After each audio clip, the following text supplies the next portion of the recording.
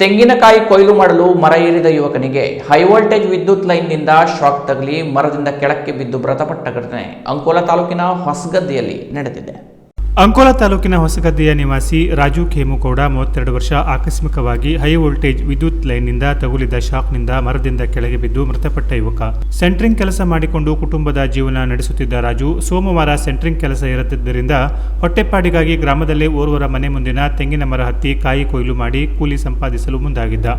ಈ ವೇಳೆ ತೆಂಗಿನ ಗರಿಗೆ ಸಮೀಪದ ಹಾದು ಹೋಗಿದ್ದ 33 kV ವಿದ್ಯುತ್ ಲೈನ್ ಸ್ಪರ್ಶದಿಂದಲೋ ಅಥವಾ ಇತರೆ ಕಾರಣದಿಂದಲೋ ತೀವ್ರ ಶಾಕ್ ತಗಲಿ ಕೆಳಗೆ ಬಿದ್ದಿದ್ದು ಗಂಭೀರ ಗಾಯಗೊಂಡ ಆತನನ್ನು ತಕ್ಷಣ ತಾಲೂಕು ಆಸ್ಪತ್ರೆಗೆ ದಾಖಲಿಸಲಾಗಿತ್ತು. ಪರೀಕ್ಷಿಸಿದ ವೈದ್ಯರು ಆತ ಮೃತಪಟ್ಟಿರುವುದಾಗಿ ತಿಳಿಸಿದರು. ಘಟನಾ ಸ್ಥಳಕ್ಕೆ ಅಂಕೋಲಾ ಪೊಲೀಸ್ ಠಾಣೆಯ PSI ಗುರುನಾಥ್ ಹಾದಿಮನಿ ಮತ್ತು ಸಿಬ್ಬಂದಿ ಭೇಟಿ ನೀಡಿ ಪರಿಶೀಲಿಸಿ ಪ್ರಕರಣ ದಾಖಲಿಸಿಕೊಂಡಿದ್ದಾರೆ.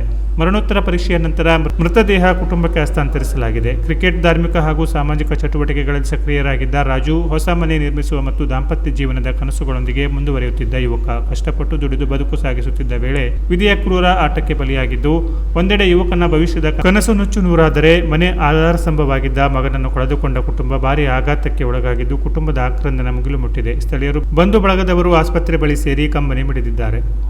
Canara plus news, Ankola.